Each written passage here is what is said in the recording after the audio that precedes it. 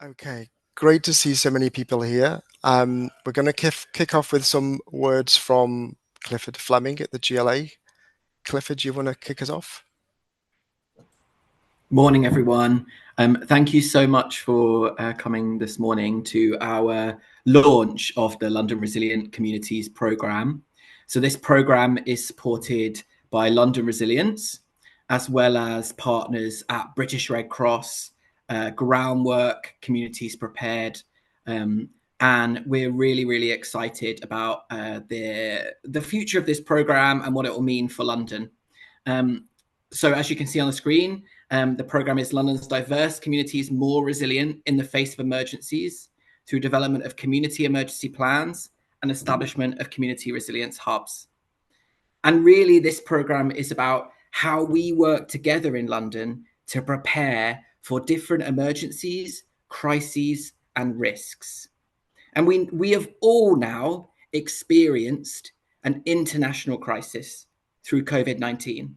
All of us have experienced a crisis, and we will experience crises in the future. The climate is changing, and London is getting warmer and wetter. How do we prepare our communities for changes that are happening to our world? And this program is all about that. How do we support each other, and how do we support our communities? And I'm really, really excited, and you'll hear lots more about the program from colleagues in just moments' time. So thank you so much, and I really hope you enjoy this morning.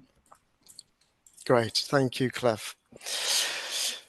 So great to see so many of you joining today, and thanks for sharing your time. My name is Ian Morris. I'm a Community Programme Manager at Groundwork London, which is a charity focusing on social and environmental benefits across the capital. Also from Groundwork London, the call are my colleagues Emily and Emily. Just to go over a few housekeeping points, please keep mics off unless you are asked to unmute during the Q&A session at the end. But please do feel free to post questions in the chat throughout the session. We've got people monitoring the chat, and they will do their best to theme these ready for people to answer when the time comes. Hopefully, we will also have time to allow people to unmute and ask questions at the end. If you are asked to unmute to ask a question during the Q&A session at the end, please mute yourself again when you've finished asking the question. The session is being recorded and will be posted on the programme webpage soon afterwards to help benefit others who were unable to join today's session, or to act as a refresher for yourselves.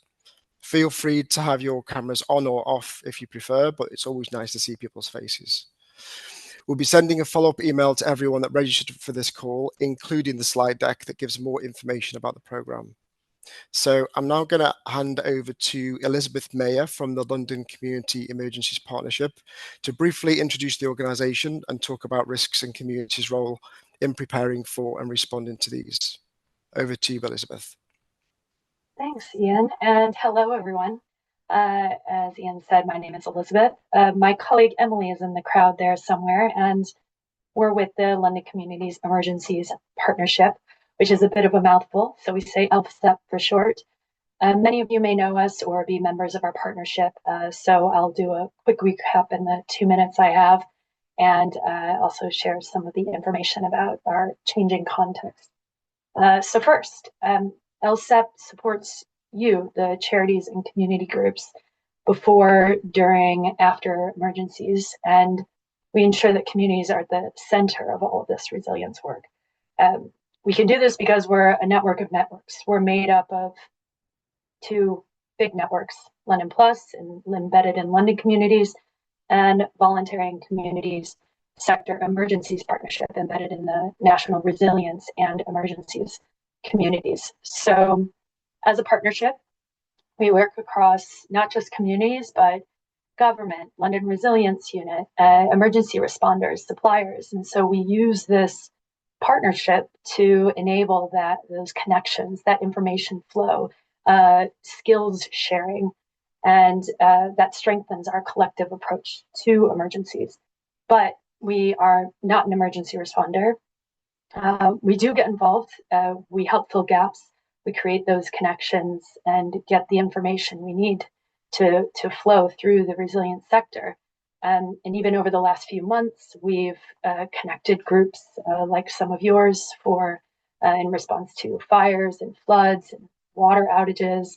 And we've signposted information related to heat waves, wildfire risks, and even more, spending a lot more of our time working with communities and understanding the issues around global emergencies affecting our London communities, and understanding what we need to be doing and information to share around chronic issues like anti-migrant tensions and targeting of LGBTQIA groups. And as Cliff said, there's a lot more complicated and diverse emergencies in the context we're in now. And what makes us more resilient are these community connections. And luckily, what we're seeing is a trend in more involvement of communities, more progress in how you're all working together, that there are more structures that support you, stronger recognition of your role in resilience and in national policy among decision makers. So that's really positive. But ultimately, it is, we ensure that communities are connected. And that's what's going to make us more resilient in the context we're in now. Ensuring that you're giving and receiving information and you're getting the skills you need. And that's why we partner with organizations like Groundwork for programs like these, because then you can get the skills you need. So I'll stop there. My colleague Emily will leave links in the chat about LSIP and also how you can become a member for free. And then I'll hand it back over to you, Ian. Thanks, Elizabeth. That provides a great framing for the rest of the session.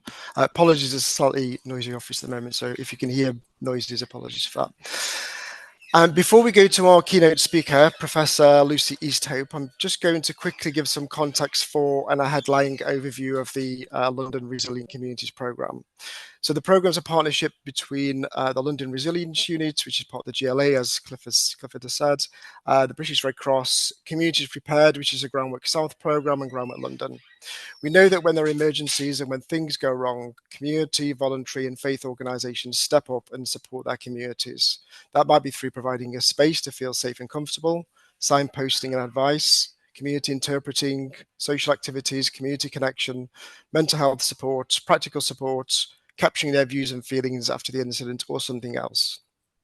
We want to help you feel prepared so that when an emergency does happen, you have a plan in place, people who you can ask for help, and the knowledge you need to make the best decisions.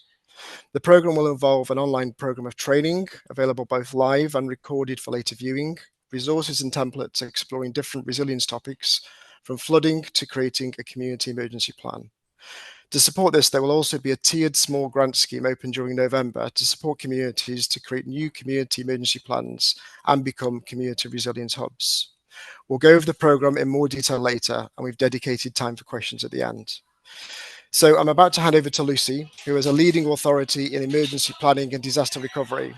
Before I do so, whilst we won't have time to open the floor for questions directly after Lucy's talk, please do feel free to post questions in the chat, and we'll do our best to theme these and pose one or two questions to Lucy after she's finished talking.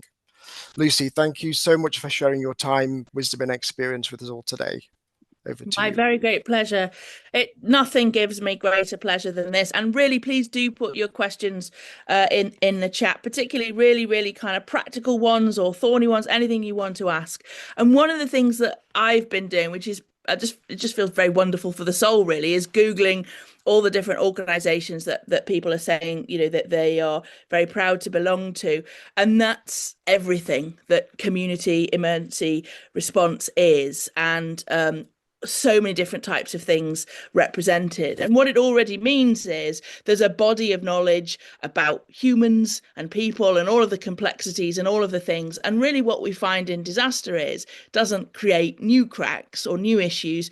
It is exactly the same as everyday need and response. So I'm very conscious that I'm talking to a virtual room of very experienced social justice warriors and campaigners. There's a few things to say to introduce myself.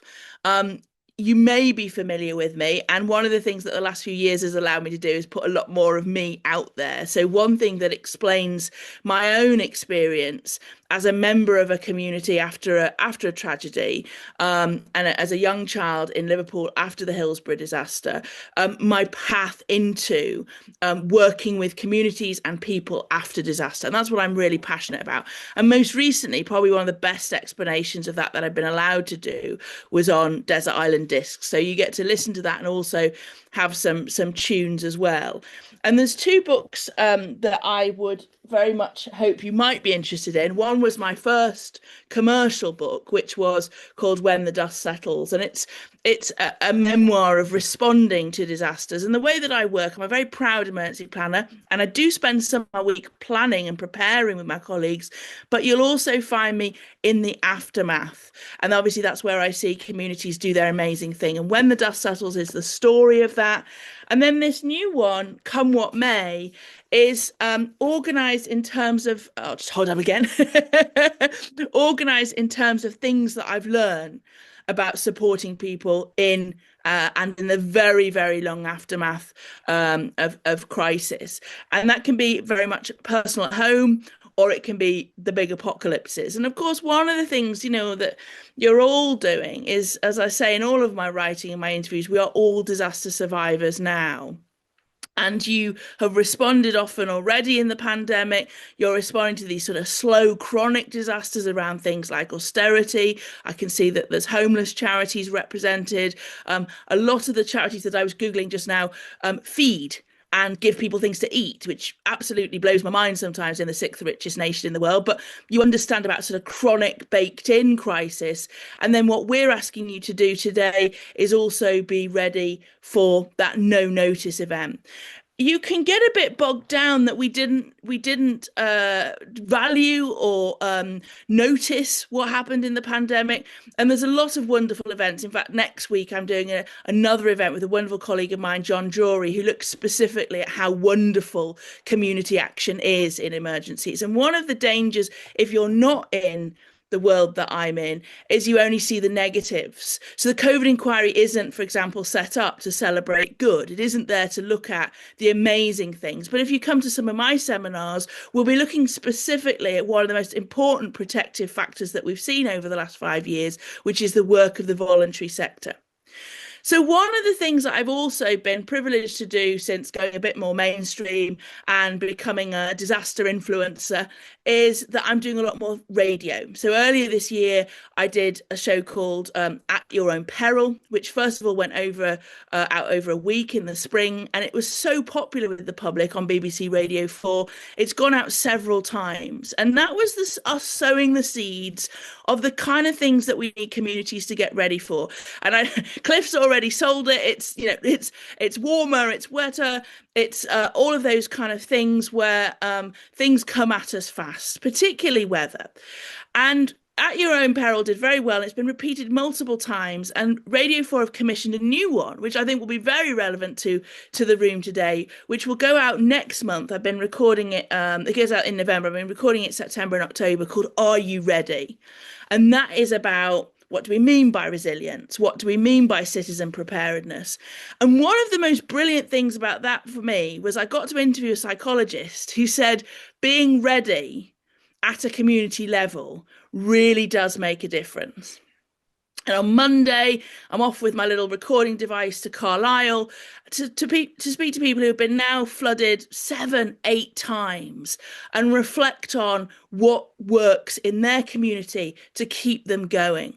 So one of the things that I would say is let's get into the mindset and cross the Rubicon that this makes a difference. And it was so lovely to hear psychologists, because you can tell I'm a passionate believer in community readiness. I do problematize the word resilience a little bit, but it's a useful catch-all term.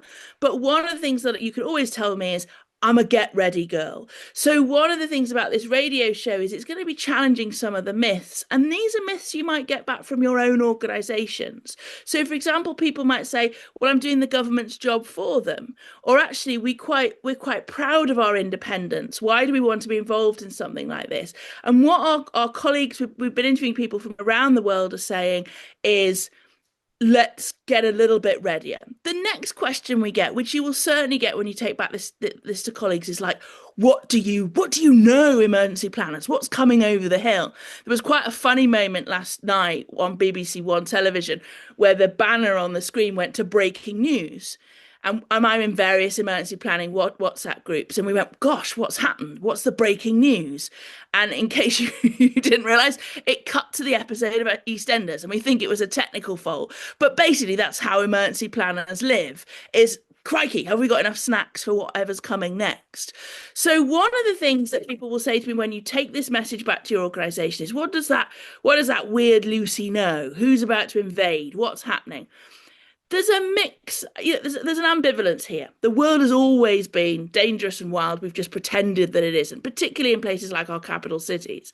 But on the other hand, there is no doubt that things are changing as well. So what you'll find when you train with me is I tend to use words, I never use if. I don't say if this happens, I always use when this happens. So what kind of things get us through? Well, straight away, I think I just saw a thing come up about being in a group, being in a WhatsApp group. One of the most important things we can do is a network. And you don't do it, but you know somebody who does. It's brokerage, it's knowing each other, it's knowing each other's motivations. And also what's really important actually in disaster recovery sometimes is staying in your swim lane, terrible phrase, business phase, but knowing what else is out there. My early academic monograph is on understanding communities in the aftermath of disaster with a specific focus on flooding.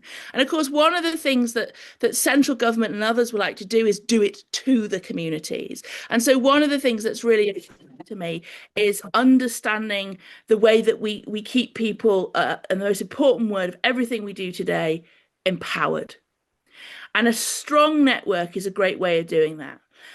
The second thing is, please do download the toolkit. One of the things I think that people are quite surprised about sometimes with me is they expect me to not believe in the plan. They expect me to be one of those people who says tools and plans and paperwork doesn't survive contact with the enemy. That's the kind of edgy position to have. I love a plan. I love a toolkit. I've sat and worked through your whole toolkit as if I was a small community organisation. And I really want you to spend some time with that. One of my big conclusions with my earlier book and my PhD thesis was how valuable a toolkit is, not just in terms of the paper and the pen. It can look very simple. And I say when the dust settles, it can look too simple. How can a piece of paper get us through? But it's not just the written words, and they do help, because our brains are going wild in the apocalypse, and there it is written down. But the second thing about a plan is it is a scaffold for the planning. The other thing is, the sort of final thing, because I'll run out of time, is I do want you to switch your mindset of the when, not if, and talk. What I say in Come What May is talk the scenarios through. So things like, if you are a community group, big shout out to the charity that I'm a trustee of in Northwest London, the wonderful Latimer Community Art Therapy. We had obviously the necessary required number of first aid trained staff, but we've trained all our staff for first aid now. We are also a community hub, and we'll be certainly looking to be going forward with the community hub scheme. A lot of you are already doing that, so we're both a warming space in the winter and a cooling space in the summer. We've activated about 5 times just this year for community emergencies, and sometimes for close to home events like larger funerals or to support during the Notting Hill Carnival. So you may already be doing this, and one of the things you might be feeling is, what can this teach me? But there are little tips and tricks that emergency planners have that can be very useful. A final note, in Come What May, I've written some quite challenging chapters, and one of them is called Bad Help. And it's about the things that don't help in emergencies. So what you'll see on my website is various interviews, because that's one where the journalists have really seized on what doesn't help communities. And that may be something that you're guilty of. So, for example, we desperately don't want you to organise collections of second-hand goods. We desperately don't want you to do things that feel unsafe for you. So Bad Help is also a really important chapter in that. One of the ways I see a lot of terrible times, I see a lot of tragedy, I see a lot of aftermath, that genuinely the place that I get my hope is that moment where the community take not control, that's the wrong word, but the community get to do that wonderful thing they do after emergency. And sometimes that's a bit naughty and a bit wild. I was talking about this with the organisers yesterday. I've got a chapter in the book called Survivance. And sometimes you may need to say, no, this is what the community wants, and you're not quite getting it. And that advocacy is important as well. So I get my hope and my joy in the worst of times from watching communities come together. And it's my very great pleasure to support this work today. I'm going into the chat now. Thank you, Lucy. Great to hear all those stories and knowledge and pointers, and we're very grateful for your time and energy. So, as I mentioned before, we don't have time to open the floor to questions for Lucy at this point, but are there maybe one question or two question themes that have come through on the chat, Emily?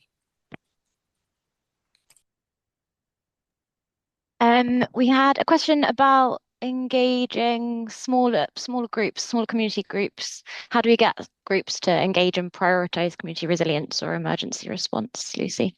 Yeah, and as I say, very proud trustee of a small charity. And one of the things that our directors and our staff say a lot is they're invited to lots of meetings and things. They're within the 500-metre cordon of the Grenfell Tower, so they're invited to a lot of things, but they can't get to them all. So one of the great things, for example, today is it's being recorded. So one of the things I would, if you can, is to build this in as a sort of standing item.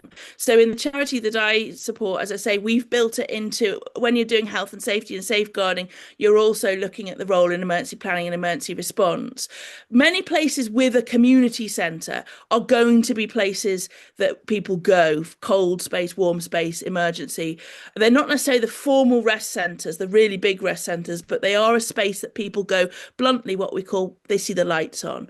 So one of the things is to really sell that a little bit of time on this, being ready, works. The other great thing is to re-emphasize this point from the Radio 4 program, which is that to talk it out loud, to discuss what you would want to do, does improve what we call people's startle factor. So it's really worth talking to staff about today, make today available, and consider it really important. And I think there were a couple of questions about what difference does this make? And, that's one of the lovely things about being allowed to make Are You Ready? And as I say, I'll make sure Ian knows to circulate that when it's out, because that is really making the case that community emergency readiness makes a fundamental difference to how families, humans, houses of multiple occupancy, everybody gets through this, and indeed things like pets. So this does make a real difference to things.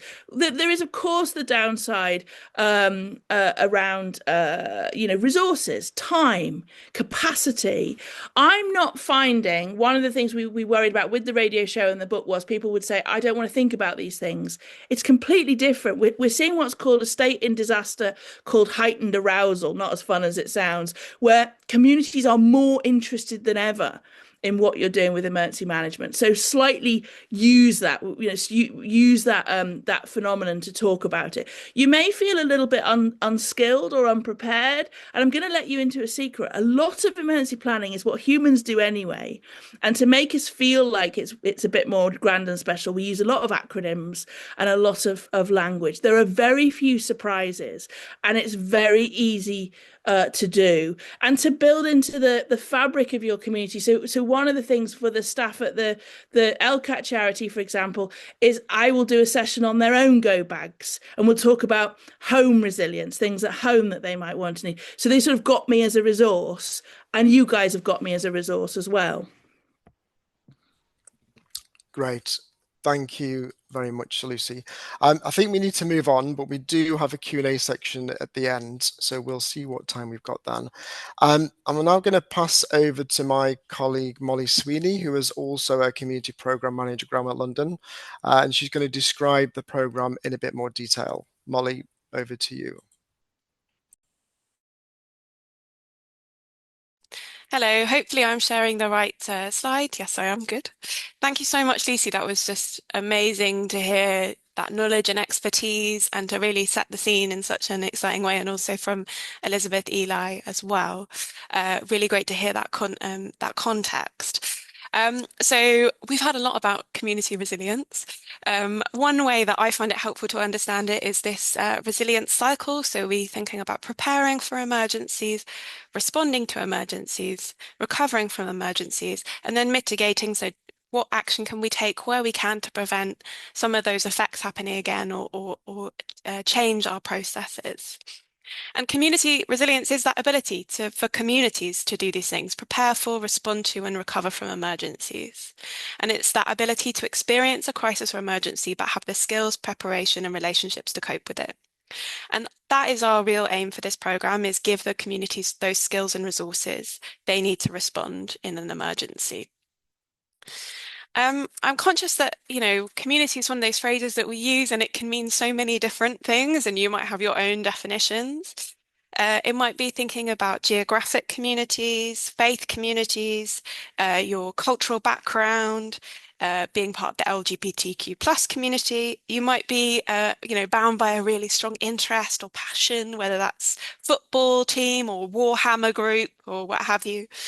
It may be that you are disabled, or you're a carer, or you live with ill health, and you have formed a community kind of like-minded people with similar experiences. And for this program, we're really thinking in that broad way. It's kind of for the communities to define themselves. So I've got some examples, and then there could be additional ones of what this could mean when we're talking about the program and the community resilience program. So if you're like, oh, I'm not sure if we're counted as a community, you do is our answer. If you think of yourself in that community way, then you are. And then obviously we've heard about the different ways that communities can support, and we've also heard about some really serious challenges, COVID-19, Grenfell Tower, and then things like cost of living, which has had a real impact on communities over a longer term. And I feel like whenever I think about this as someone who does community work, it just seems like it can be so broad. But then I think about my role and other community organizations that I know. So, for example, where I'm based for groundwork, we have a tenant, which is Hackney Community Law Centre. And sometimes we encounter people who have maybe got their appointment date wrong. And sometimes if it's a wet day and they're dealing with challenges, we've invited them in to have a cup of tea. And that is not, a big deal. It's not an amazing thing, but it is community resilience. And that, but then it can also feel like we can be talking about something really big, but we can also be talking about something really small. And if I sort of give those examples, I'd really recommend you to start thinking about the things that you do. That might be, having a list of people to contact for signposting and advice where you can't support. It might be know how to support with community interpreting. Holding a social or an event to gather people together after a situation. It might be a listening service, not necessarily formal mental health support, but just noticing somebody at the end of a regular session after a challenge that's happened, perhaps in this country, perhaps overseas, but has an impact on diaspora communities who live here, and saying, oh, would you like to just have a chat about that? And then that practical support, food, clothing, water, place to charge your phone. Holding a session for people to come together and really share their feelings after an event, capturing those views and being able to present those views to local authorities, to other people. And that is a key role of community organizations and faith organizations as a voice of those experiences. And becoming a community resilience hub, which is formalizing, if you have a community venue and there is an emergency nearby, people will come to you. That is the experience. And when I've been talking about the program, people are like, oh yes, no, they would turn up. If they're used to coming to you when they're having challenges or they feel safe there, they'll come to you. So it's about how to prepare yourself to respond in that situation, to feel like you've got a plan in place, to know the person that you need to talk to on the phone, to get help, all those kind of things. We wanted to acknowledge that, I don't know if people remember this phrase from COVID, we're all in the same storm, but in very different boats. And we know from COVID-19 and other emergencies that communities which are affected by racism, by prejudice and discrimination, ill health and disability, poverty and poor housing, and other challenges are first and worst affected by emergencies and long-running challenges that we face.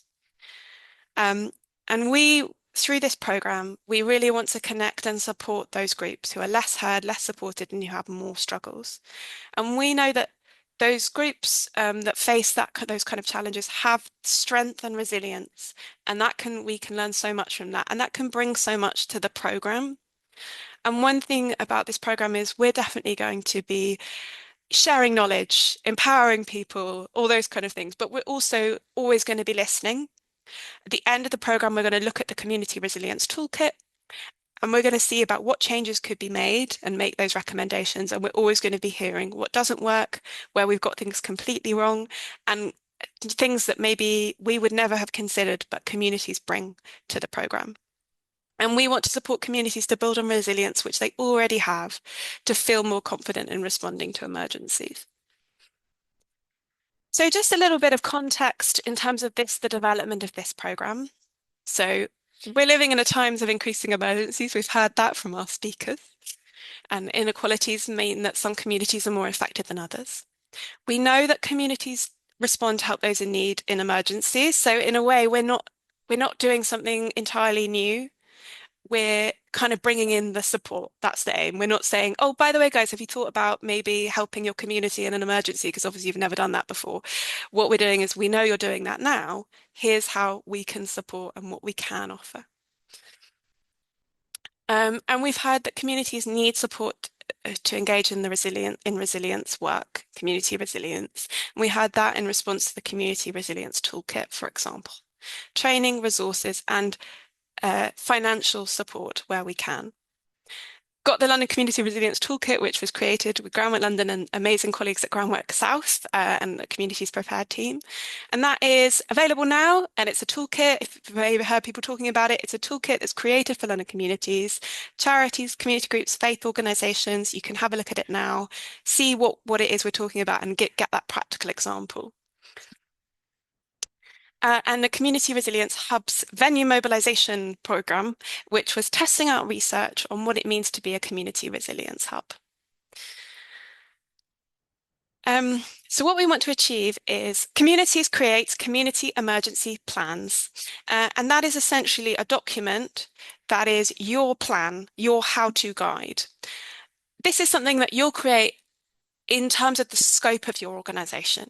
So if you are a WhatsApp group on an estate and the scope of it and the scale of it will be different if you are a borough-wide charity, because you'll have different resources, different capacities, and different responsibilities. But the document is there to make it as easy as possible for you to plan, like, this is where we want to be, this is what we want to do as a community. And there'll also be online training, resources, and support to help with that. And then venues that serve communities becoming community resilience hubs and formalising that role. The programme will involve online training and resources on different hazards, including flooding and extreme heat, as well as other topics, such as volunteering and community engagement, and then small grants for community resilience. So supporting communities with a structured approach to become more resilient. So there'll be steps that we ask from communities and tasks that we ask communities to complete in order to receive the grant, but supporting you through that process. And then, as I said, as the programme progresses, we'll learn from communities, feeding into a review of the London Community Resilience Toolkit, and we'll also work later on with the London Resilience Equalities Partnership. I see Farida from Protection Approaches, which is the organisation that's leading on the development of that, is in the call as well, I think. And thinking about the values of the programme and what's really important to us is that the programme is supportive, so that we're not making another ask of communities without providing some support where we can. It's community-led, so it's shaped by your priorities and values and what is important to you, and it's impactful. We want to empower groups across London to make a difference at scale. And the aim of this programme is to start something. This is the start of a journey towards all communities feeling prepared and resilient. This is a timeline. So we're in what we're calling the engagement phase, and we just want to be talking about this as much as possible. And we also want you to be talking about this as much as possible.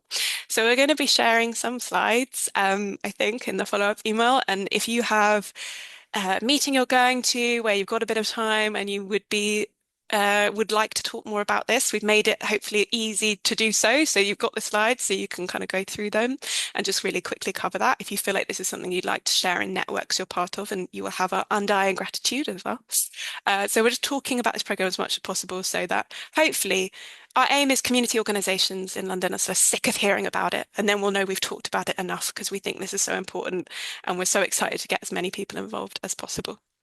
Then there'll be the grant scheme opens and closes. That's in November, and we'll have more detail on the dates in a moment. And then we'll assess applications, let applicants know. And then in the spring period, and these dates aren't 100% set in stone, but this is the rough kind of outline for the 2026 dates. We'll have webinars, training and support uploaded monthly. Communities will be doing their amazing things, creating community emergency plans, becoming community resilience hubs, and then there'll be a period of grant reporting.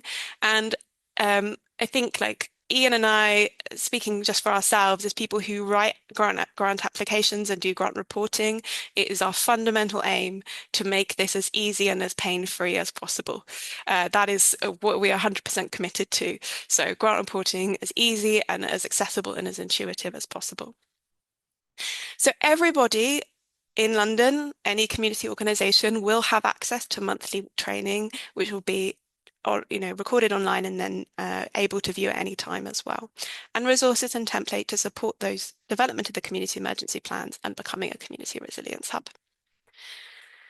We're also going to have a grant programme, and this is very much contributing towards the costs. We are really aware of that, but it will be there to support making those steps and making those changes. So the toolkit grant, what we're calling the toolkit grant, which is creating the emergency plan, will involve mapping local stakeholders and assets. So what is in the community, what you have access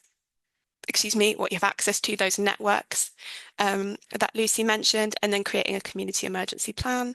And then the hubs grant is slightly more because it involves slightly more activities around developing the space that can be used as a community resilience hub within an organisation's capacity and aims as well. So it's not about completely changing things. It's about doing what you would like to do and what you have that capacity for. And there are some more technical details that will be shared later as well.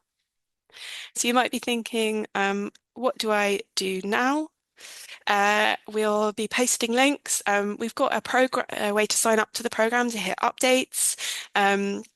So you can get involved and hear regular updates from us. You can have a look at the London Community Resilience Toolkit. You can also make a note in your diary. So the grant programme opens at 10 a.m. on Monday, the 3rd of November, and closes at 12 noon on Monday, the 1st of December. Get in touch with us if you have any questions. We'll post our email address in the chat. And I think just please talk about this programme and talk about resilience generally to help spread the word and the benefits of this programme. Amazing. So thank you so much. I'll pass back to Ian. Great. Thank you, Molly. Hopefully that's given people a bit more detail on the programme. So we've got some time for Q&A now. We're going to start with some questions that have been posted in the chat. So again, Emily, are there any themes or specific questions that have been asked about the programme so far? Yeah, thanks, Ian. We've got a question here from Hilary. Sometimes community activities are apparently unrelated to community resilience or disaster response, but are building long-term relationships and trust that are needed, for example, eating and growing and creating, worshipping, playing sport together. Would you recognise these activities in the resilience framing? Molly, do you want to take that? Sure, yeah, sorry, my computer went a bit skew with there, so if you are concerned, base, okay. Sorry, I'll just sort out my computer and then answer that question. I think it's a really great question and definitely true that those social activities are really key for people's well-being. So what the grant programme has quite specific outputs in order to make it as easy as possible for people to engage with it. So it's creating that community emergency plan and then the steps to create a community resilience hub, which will be all outlined in the programme, which will be published as the grant programme opens. So it wouldn't be the case that, for example, you could hold a social And then that would be your activity for the toolkit grant. But if you're creating that community emergency plan, it could be that if you have a regular social group that comes together, you could use some of that time to explore the elements in the community emergency plan. So it might be that if it's an art class, you're doing the art and then you take 10 minutes each session just to talk through the different elements and to hear people's thoughts. So, and it also might be in the case as you're kind of completing the plan, your focus is on our activity is bringing people together. But how does that tie in with an emergency? So what would it mean if, for example, the building that we're based in is flooded? How would we be resilient and be able to continue our activities in case that happened? Does that make sense as an answer?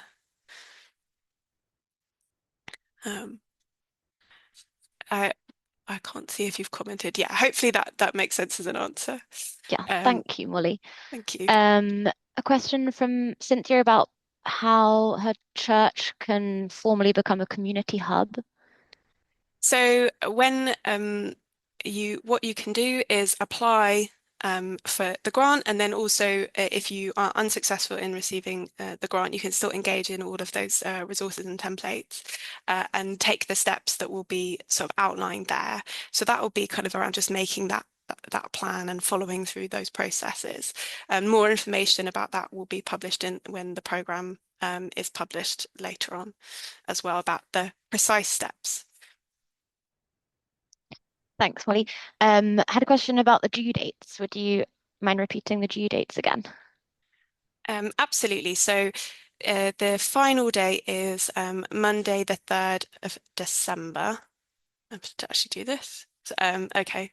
Yes, Monday, the 1st of December. This is why I should have checked at 12 noon. So if we think November, and then you've got just the morning of the 1st of December to complete it. And we'll do as much as we can to make it a really easy and painless application form. You did respond to this, but Lauren asked how she can get a contact for her local authority emergency planning department. Maybe if you just want to share that. Yes, so we'll have a list of those basically. So you can think, oh, I'm in Barnet, and then click there and get in touch with them. And it's just about letting them be aware so that, oh, yeah, sorry, I keep on clicking around and opening the wrong thing.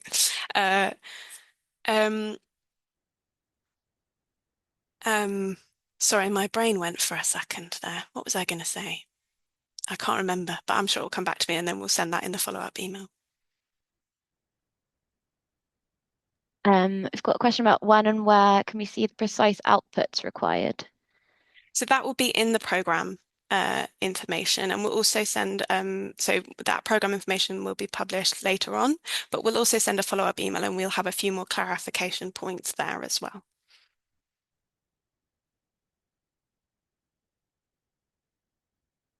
Fantastic. Ian, oh, sorry, go ahead, Ian. Oh, sorry. Yeah. Is any more questions in the chat, Emily?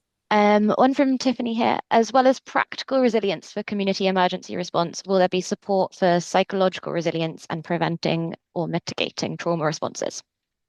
I think that's definitely something that communities can put as, something that's really important to them in their community emergency plan. So I think that's the thing, is if you're defining as a community, leading your resilience activities and what you think is important, that's that community-led element. So we're not necessarily saying, we're providing the information that you need to make the decisions, and we're providing the templates and tools, but what's important and powerful for your communities, or what's the most important thing, is something that is led by the communities.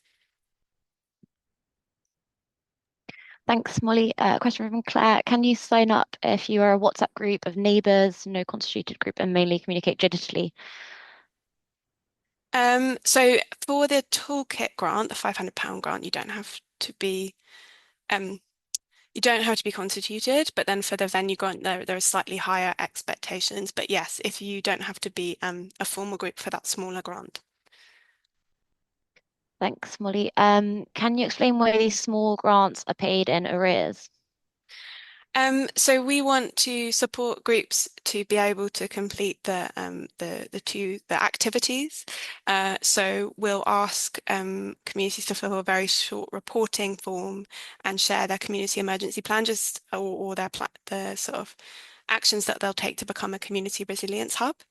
And also so that we are able to reflect on these and see them as and see the growth and the development and the gaps as well. But we'll make that really clear what the expectations are, so that when people apply, they know exactly what they're taking on. Thanks, Molly. Just a few more, and then I think we'll open the floor. How do you see local authority schools fitting into this framework? It's a good question. Schools haven't been included as one of the organisations. If it's all right to ask GLA colleagues to put you on the spot, would you be able to comment on this? Because I think your expertise would be useful. Of course. Hi, everyone. Cliff from London Resilience. Can you hear me? Okay. Yes. Yeah. Great. No, so to tackle two questions in one go. So this is for voluntary community faith and neighbourhood groups. So we aren't considering schools at this time, or like, for example, bigger businesses or businesses. So I can see a question also around businesses, so I'll just cover that quickly now. So our focus is very much on kind of community organisations at this stage. Thanks so much, Cliff. Just to say, if your question's in the chat and it's not been answered, we'll be sending a follow-up email with any of the questions that we didn't answer with answers as well. But I don't know if you want to jump to anyone who's got their hand up. I can see some hands up. Sean, I think you're first, Sean. Sean, hiya. Yes, I was here really to find out a bit more about becoming a community resilience hub. I'm here at the Mary Lord Centre, which is quite as our flagship centre. I'm at Age UK East London, and so this is very interesting to me. But I've not heard a lot about it other than put in a bid to become one. Is there any kind of more information about what it actually entails, what it is, what you would need from us to justify getting the £1,000 grant, and just more information generally? It seems to be I've missed something, but I've not heard much about it. I think perhaps I don't know. Have I missed something? I don't know. No, I think that's a fair point. We'll send some follow-up information as well with like a bit more detail, but I'll talk to that. But so thanks very much for raising that, Sean. Appreciate that. So the community resilience hubs, the kind of action that we'll ask people to take is what's called a tabletop scenario. So that's where people kind of get together and run through like, what would we do in a plan? And then they'll get support from the British Red Cross colleagues who are playing a key role for that strand of the programme on how do you kind of mobilise people? What are the roles needed to play in response to an emergency when you are in a venue? So that might be, is there someone whose role is to communicate information from the local authority or other sources to community members? Is there someone whose role is to think about donations and how to handle them? That's something Lucy raised, a real challenge for people. As people turn up and ask to volunteer, who's going to be in charge of those volunteers? And so it's kind of all of that information will be there, and then you'll think, how do we put this in practice? So I've sort of having taken part in the project, you're sort of sitting in the room together, and then you suddenly think, oh, but what about that window there? What about, do we have air conditioning? It's very hot today. There are loads of children walking past because it's the end of school. How will that impact if there was an emergency? So it's kind of a tabletop scenario. To explain the way that I understand it with my brain is it's a bit like Dungeons and Dragons. It's everyone getting together on a kind of round a room and making that plan. So it will be kind of creating that plan, doing a tabletop scenario where you're all together, and all of the resources needed will be put in place so that it's really easy to follow and easy to understand.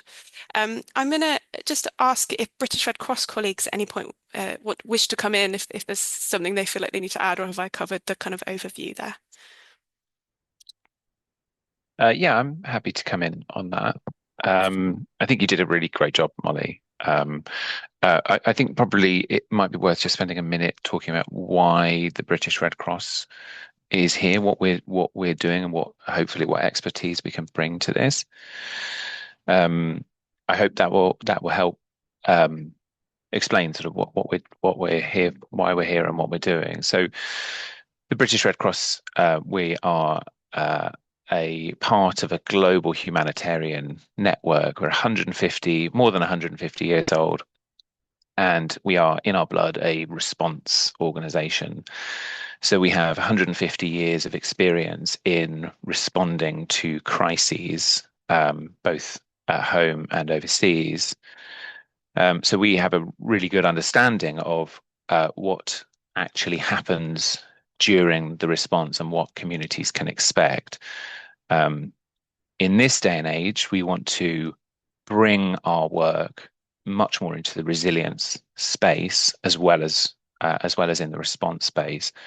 And so we feel like we can bring our expertise to bear to support communities to understand what they may face and to build their capacity to be able to respond to whatever the emergency or crisis brings their way. Molly mentioned that a part of that is in exercising. So in emergency response planning, we always exercise. We exercise our plans both on tabletop, but also live exercises, multi-agency. So when we have lots and lots of different kind of emergency responders all acting out a kind of fictional scenario to understand how the response actually happens. We can bring some of our exercising expertise as well into the community space to make it hopefully a kind of fun and engaging and exciting, but a real kind of experiential learning opportunity. And we can also bring some level of training about what it actually is, what an emergency centre actually is, and what its functions are within the emergency response. Sian, I hope that helps to answer your question.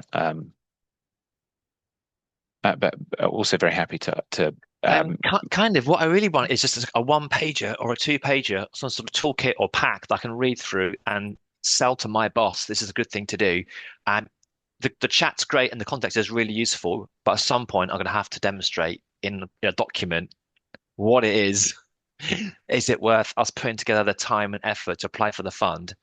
And I can't do that by just relaying some information over Zoom, unfortunately. But thank you so much for the context. I really appreciate it. But I need something more concrete, I'm afraid. Yeah, no, loud and clear. I hear that, and that will be in the grant pack, as Molly mentioned earlier. Yeah.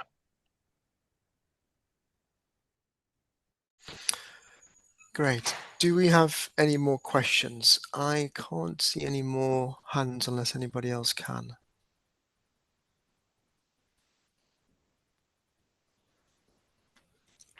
And if anyone's got any questions for Lucy, if Lucy is still here, we can also go to questions for Lucy if there's no more questions about the program, because we've got another couple of minutes left, I think.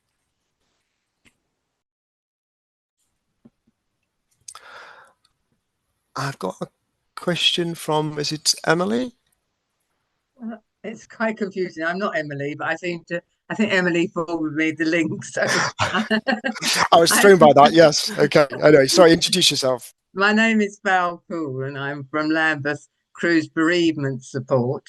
And Cruise does have branches in 11 of the London boroughs, but it covers the whole borough. It wouldn't just be in a neighbourhood community. And I just wondered how we would make sure that the neighbourhood community would know about Cruise, because if a disaster or an event needed support for bereaved people, we'd like them to have Cruise's details if it's available straight away. So I did put it in the chat, but how would we actually match up with different communities once they're set up?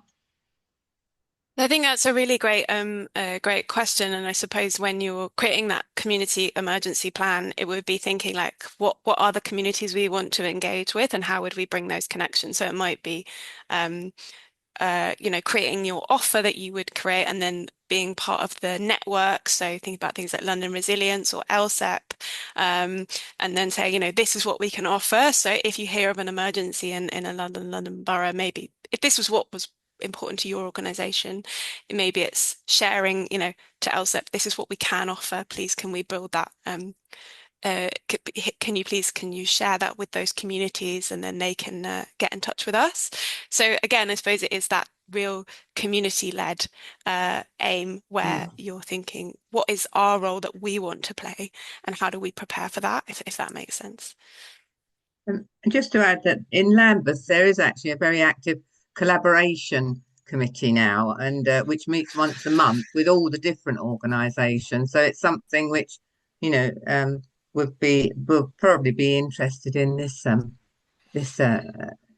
site as well. So thank you. Fantastic. Thank you so much. Amazing. Thank you. I want to come in quickly. Hi, everyone. And just say, as we're kind of coming to the end, just a massive, massive thank you to the Groundwork team who've put on an incredible effort this morning. So thank you, Molly, Ian, Emily. Thank you to Lucy. It's really, really appreciated you bringing us all together. And we're super excited about this program. I hope everyone on the call is excited about this program. But a lot of work goes into these things. Imagine everything getting put together, everything running up to today. So just a huge, huge, huge thank you. Thank you, Cliff. That's kind. Thank you. So as Cliff said, we've come to the end of the session and we want to respect people's time. So just need to bring it to a close. So thanks again, just to echo Clifford's, Elizabeth and Lucy, and thanks to everyone that's joined for showing an interest in sharing your time today. If you've not signed up to the program, like Molly said, please do so by completing the sign up form on the program webpage as soon as you can. Just click on the sign up button, which will take you to the form. And as Molly said, please do share news about this program as far and wide as you can. We want as many people as possible across the capital from within the community sector to understand, to know about this. So we'll be in touch with a follow-up email soon. So just, thanks from all us again, and we hope to be in touch. We hope to be in touch soon. Thank you. Thank you, everyone. Have a lovely day, everyone. Yeah.